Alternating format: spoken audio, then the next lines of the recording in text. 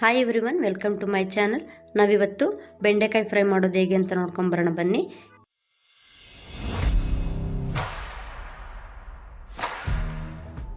ನಾನಿಲ್ಲಿ 1/4 kg ಬೆಂಡೆಕಾಯಿ ತೊಗೊಂಡಿದ್ದೀನಿ. ಅದನ್ನು ತೊಳೆದ್ಬಿಟ್ಟು ಇಟ್ಕೊಂಡಿದ್ದೀನಿ. ಮತ್ತು ಹಾಗೆ ಒಂದು 1/4 ಕಪ್ಪಷ್ಟು ಹಸಿ ಕಾಯಿ ತುರಿ ತೊಗೊಂಡಿದ್ದೀನಿ.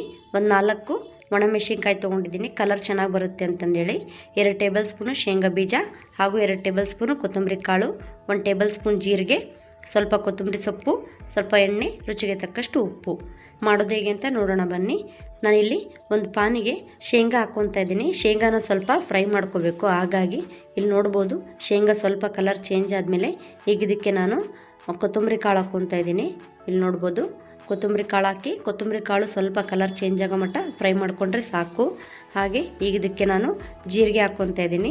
ಹಾಗೆ ಜೊತೆಗೆ ಒಣಮೆಣಸಿನ್ಕಾಯಿನೂ ಕೂಡ ಹಾಕ್ಬಿಟ್ಟು ಸ್ವಲ್ಪ ಫ್ರೈ ಮಾಡ್ಕೊತಾ ಇದ್ದೀನಿ. ಈಗ ಇದಕ್ಕೆ ನಾನು ಹಸಿ ಕಾಯಿ ತುರಿ ಹಾಕ್ಕೊತಾ ಇದ್ದೀನಿ. ಹಸಿ ಕಾಯಿ ತುರಿನೂ ಕೂಡ ಅದರಲ್ಲಿರೋ ನೀರಿನಂಶ ಹೋಗೋವರೆಗೂ ಫ್ರೈ ಮಾಡ್ಕೋಬೇಕು. ನೀವು ಹಸಿ ಕಾಯಿ ಬದಲಿಗೆ ಒಣ ಕಾಯಿ ತುರಿ ಕೂಡ ಯೂಸ್ ಮಾಡ್ಬೋದು. ಟೇಸ್ಟ್ ತುಂಬ ಚೆನ್ನಾಗಿ ಬರುತ್ತೆ. ಈಗ ಇದನ್ನು ಚೆನ್ನಾಗಿ ಫ್ರೈ ಮಾಡಿಕೊಂಡು ಈಗ ಇದನ್ನು ತಣ್ಣಗಾಗೋದಕ್ಕೆ ಬಿಡಬೇಕು. ಇಲ್ಲಿ ನೋಡ್ಬೋದು ಈಗ ತಣ್ಣಗಾಗಿದೆ. ಈಗ ಈ ಫ್ರೈ ಮಾಡಿರೋ ಮಸಾಲೆನ ನಾನು ಮಿಕ್ಸಿ ಜಾರಿಗೆ ಹಾಕ್ಕೊತಾ ಇದ್ದೀನಿ. ಮಿಕ್ಸಿ ಜಾರಿಗೆ ಹಾಕ್ಬಿಟ್ಟು ಸಣ್ಣಗೆ ರುಬ್ಕೋಬೇಕು. ನೋಡ್ಬೋದು ಇಲ್ಲಿ ಈಗ ಇದನ್ನು ನಾನು ಸಣ್ಣಗೆ ರುಬ್ಕೊತಾ ಇದ್ದೀನಿ. ಇಲ್ಲಿ ನೋಡ್ಬೋದು ಇಷ್ಟಾದರೆ ಸಾಕಾಗುತ್ತೆ. ಇಲ್ಲಿ ನೋಡ್ಬೋದು ಎಷ್ಟು ಚೆನ್ನಾಗಿ ಬಂದಿದೆ ಅಂತ. ಟೇಸ್ಟ್ ಕೂಡ ಅಷ್ಟೇ ಚೆನ್ನಾಗಿರುತ್ತೆ. ಈಗ ಇದನ್ನು ಒಂದು ಪ್ಲೇಟಿಗೆ ತೆಗಿತಾ ಇದ್ದೀನಿ. ನೀವು ಇಲ್ಲಿ ನೋಡ್ಬೋದು ಈಗ ಇದನ್ನು ನಾನು ಒಂದು ಪ್ಲೇಟಿಗೆ ಹಾಕ್ಕೊತಾ ಇದ್ದೀನಿ. ಈ ರೀತಿ ಹಾಕ್ಬಿಟ್ಟು ಈಗ ಅದಕ್ಕೆ ನಾನು ಒಂದು ಅರ್ಧ ಟೇಬಲ್ ಸ್ಪೂನಷ್ಟು ಉಪ್ಪು ಮತ್ತು ಸ್ವಲ್ಪ ಕೊತ್ತಂಬರಿ ಸೊಪ್ಪು ಹಾಕಿ ಚೆನ್ನಾಗಿ ಮಿಕ್ಸ್ ಮಾಡ್ಕೊತಾ ಇದ್ದೀನಿ. ಉಪ್ಪು ನಿಮ್ಮ ರುಚಿಗೆ ಎಷ್ಟು ಅಷ್ಟು ನೋಡಿ ಹಾಕ್ಕೊಳ್ಳಿ. ಈಗ ನೋಡ್ಬೋದು ಇಲ್ಲಿ ಬೆಂಡೆಕಾಯಿನ ಈ ರೀತಿ ಮಧ್ಯಭಾಗದಲ್ಲಿ ಸೀಳಬೇಕು. ಹಿಂಗೆ ಸೀಳ್ಬಿಟ್ಟು ಈ ರೀತಿ ಸ್ವಲ್ಪ ಅಗಲ ಮಾಡಿ ನಾವು ಮಾಡಿದ ಮಸಾಲೆನ ತುಂಬಬೇಕು. ಇಲ್ಲಿ ನೋಡ್ಬೋದು ನಾನು ಅದೇ ರೀತಿ ಅಷ್ಟನ್ನು ಮಾಡಿಟ್ಕೊಂಡಿದ್ದೀನಿ. ನೀವು ಇಲ್ಲಿ ನೋಡ್ಬೋದು ನಾನು ಸ್ವಲ್ಪ ಸ್ವಲ್ಪ ಮಸಾಲೆನ ತೊಗೊಂಡ್ಬಿಟ್ಟು ಈ ರೀತಿ ತುಂಬ್ತಾ ಇದ್ದೀನಿ. ನೋಡ್ಬೋದು ಇಲ್ಲಿ ಈ ರೀತಿ ಪ್ರೆಸ್ ಮಾಡಿ ತುಂಬಿದರೆ ಒಳಗಡೆಗೆ ಮಸಾಲೆ ಚೆನ್ನಾಗಿ ಇಳ್ಕೊಳ್ಳುತ್ತೆ. ಈಗ ನೋಡ್ಬೋದು ಅದೇ ರೀತಿ ನಾನು ಅಷ್ಟನ್ನು ಕೂಡ ಮಾಡಿ ಇಟ್ಕೊತಾ ಇದ್ದೀನಿ.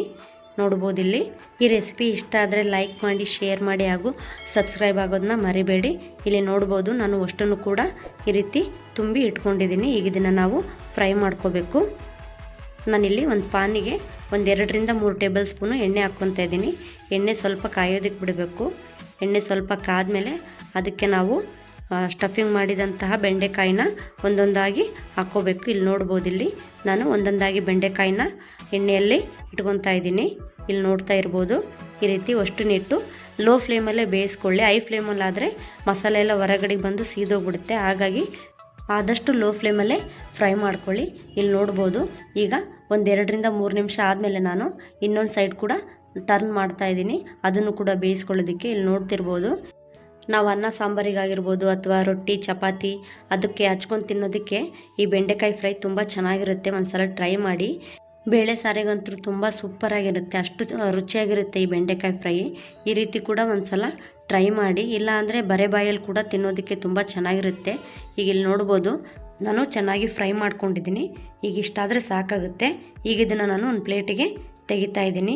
ಇದನ್ನು ನಾವು ಅನ್ನ ಸಾಂಬಾರಾಗಿರ್ಬೋದು, ರೊಟ್ಟಿ ಚಪಾತಿ ಆಗಿರ್ಬೋದು, ಯಾವುದ್ರ ಜೊತೆಗಾದರೂ ನೆಂಚ್ಕೊಂಡು ತಿನ್ನೋದಕ್ಕೆ ತುಂಬ ಚೆನ್ನಾಗಿರುತ್ತೆ. ಈ ರೆಸಿಪಿನ ಒಂದು ಸಲ ಟ್ರೈ ಮಾಡಿ ಹಾಗೂ ಹೇಗಿದೆ ಅಂತ ಕಮೆಂಟ್ ಮಾಡಿ ತಿಳಿಸಿ.